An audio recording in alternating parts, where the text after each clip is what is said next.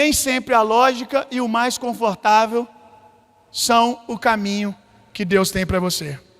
Às vezes você calcula tudo bonitinho e Deus pega e manda um vento, joga tudo pro alto e você fica assim: ah! Foi muita glória, varão, desculpa. Foi muita unção. Eita glória, aleluia.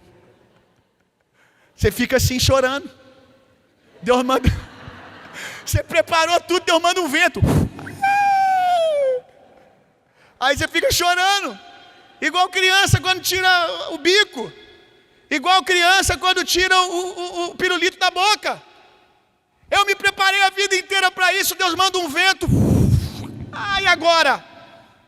Pois é aí que você vai aprender que para Deus fazer o que Ele quer fazer, Ele precisa que você aprenda a reconhecer uma coisa: a mão do Senhor está sobre mim. Ei, vamos lá. A mão do Senhor está sobre mim. Se a mão do Senhor está sobre mim, eu tenho tudo que eu preciso, embora pareça que não. Tiraram tudo de Ezequiel. E de repente você lê o texto, não sei se você prestou atenção, ele está exilado como escravo numa terra. Ninguém planeja isso. Talvez você também não planejou. Você acha que eu planejei estar aqui no esporte? Você acha que eu planejei isso aqui? Eu tinha até projetinho de papel mesmo para a igreja. Tinha arquiteta, a arquiteta desenhou tudo. Estava tudo como tinha que ser lá. Pois um dia, literalmente, voou os papel tudo. Um dia você se depara numa situação aonde ou você aprende a reconhecer, você acha a mão do Senhor, ou você padece. Vamos lá. Ezequiel está lá, no meio do exílio, do lado do rio Quebar. Daqui a pouco a gente fala sobre isso. Do lado do rio Quebar, amassando barro. Coisa de escravo. Está aqui, ó, amassando barro, cara, para fazer tijolo. Um cara que foi chamado para ser um sacerdote está fazendo aparentemente coisas comuns. Mas o texto diz, enquanto ele amassava barro, lê aí, a mão do Senhor estava sobre ele. Enquanto você não acordar para o fato que a mão do Senhor está sobre você, está sobre nós, não vai vir o próximo nível. O próximo nível é visões, glória, revelação, entendimento, profundidade. Isso só vem depois de você reconhecer o que você tem. E já está aí, a mão do Senhor está sobre você. Você só precisa abrir os olhos para ver, para perceber, para celebrar. Tudo que você celebra cresce. Quando eu reconheço a mão de Deus, eu celebro ela, eu me satisfaço, eu entro num estado de contentamento. Quando eu entro nesse estado de contentamento, eu abro o portal de bênção, porque quando eu reconheço a mão de Deus, tudo que eu celebro cresce, tudo aquilo que eu contemplo cresce. E aí, meu irmão, a próxima estação é céus abertos e visão chegando.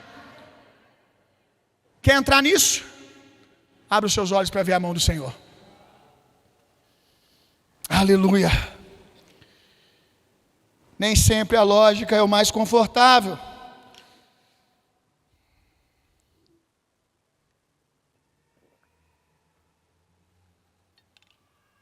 Eu me lembro que quando eu tinha uns 20 anos, 22, 23, 24 anos, eu era pastor de jovens já.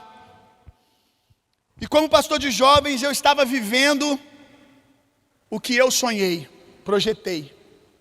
Quando eu me converti, muito rápido eu entendi o chamado pastoral. E logo depois eu entendi que era pastorear jovens. Eu amava fazer isso. E outra coisa que eu orava, pedindo a Deus, é para que Ele me deixasse viajar o mundo pregando o Evangelho. E apesar de não estar viajando as nações naquela época, eu viajava muito de uma cidade para outra. Às vezes na semana eu viajava 3 cidades para pregar o Evangelho, de avião para um lado e para o outro. E depois de viver isso um tempo e estar muito satisfeito como pastor de jovem, feliz, realizado,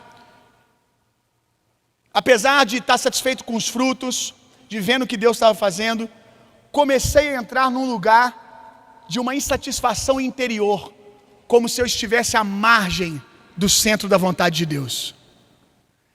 E aí eu lembro como hoje, nos mínimos detalhes, eu estava num voo, com a cabeça encostada na janela do avião, olhando lá para fora, para as nuvens, e o Senhor me fez uma pergunta: cansou? Já está bom? Na hora eu já entendi o porquê daquela pergunta. Porque assim como ele fez a pergunta, ele também me lembrou da oração que eu fiz. Eu orei pedindo a Deus para poder sair por aí pregando o evangelho. E eu descobri, viajando, que eu não gostava tanto quanto eu achava que eu gostava. Eu descobri que aquilo não era para mim. Apesar de eu gostar dos frutos e ver o que Deus estava fazendo, meu coração não estava naquilo. Mas eu achava que eu tinha nascido para ser pastor de jovem. E ali começou a descortinar tudo. Primeira coisa que ele quebrou é: você não gosta de ficar viajando pregando. Você achou bonito isso e quis. E eu te dei. E você vai descobrir que existem coisas que são listas que Deus vai te dar. Coisas que você vai pedir que Deus vai te dar. Mas Ele vai te dar para que você entenda que a vontade dEle é mais alta que a sua e que o verdadeiro prazer está no centro da vontade dEle. Para a sua didática, Ele vai te entregar algumas coisas que você vai cansar delas e o Senhor vai dizer: cansou? Já entendeu que eu que sei o que você gosta? Já entendeu que eu que te conheço? Você acha que você se conhece? Aí depois foi quebrando a minha ideia de ser pastor de jovem para sempre. Eu falava o seguinte: eu nunca vou ser pastor sênior de uma igreja. Aqui estou eu, no segundo culto. No segundo culto de pastor sênior.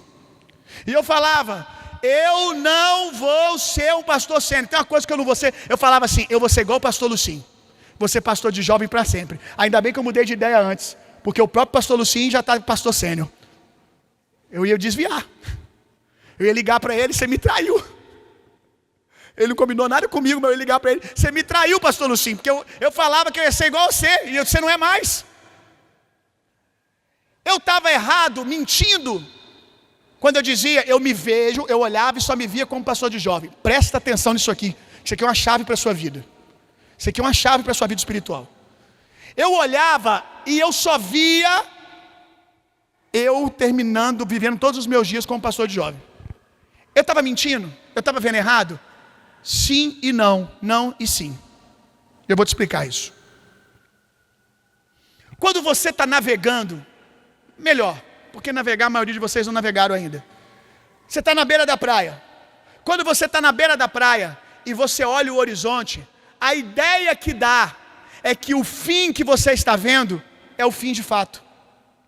Não é à toa que antigamente, quando era mais popularizada a ideia de que a Terra era plana, e eu não quero entrar aqui na discussão se é ou se não é, mas quando a ideia de que a Terra era plana era mais popularizada, por que a ideia era essa? Porque com a pouca informação que eles tinham, pelo ângulo de visão que eles tinham, vocês estão me distraindo, eles estão discutindo aqui, um para o outro aqui, me ajuda aí, seus carnal. Quando eles olhavam com um pouco de informação que eles tinham, o que parecia? Que eu estou vendo o fim. Quantos estão entendendo o que eu estou dizendo aqui? Eu estou vendo o fim. Se a gente velejar para lá, uma hora vai cair. Pergunta: eles estavam mentindo? Sim e não, não e sim. Com as informações que você tem hoje, você diz mentira, mas eles estavam mentindo de propósito? Não, é o que eles conseguiam ver e enxergar. Tem muita coisa na sua vida que você olha e você diz assim: para sempre. O para sempre é o que o seu ângulo de visão consegue ver. Por isso que talvez você esteja numa crise, porque o que você projetou mudou. E aí você está assim: Será que eu não ouvi Deus? Não, tem gente que tudo bem, tem gente que não ouve mesmo não, que fica falando que Deus falou toda hora, aí a vida vira uma bagunça mesmo. Carnalidade pura. Mas eu estou falando de gente que teme essas coisas, que é sério com isso. Pastor, eu sou tão enjoado com isso. Tinha tanta convicção de que era isso, agora eu estou aqui. Eu estou depois. O que aconteceu? O que aconteceu é que à medida que você foi andando com Deus, ampliou, ou Deus ampliou a sua visão e você conseguiu ver aquilo que você não via antes. Não é que você está vivendo uma mentira agora, é que a sua visão ampliou e você está vendo o que você não podia ver antes. Quantos estão entendendo o que eu estou dizendo aqui? Quando você chega na última palavra que Deus te deu, seu horizonte se abre para a próxima, para o próximo entendimento. Quantos entenderam isso aqui?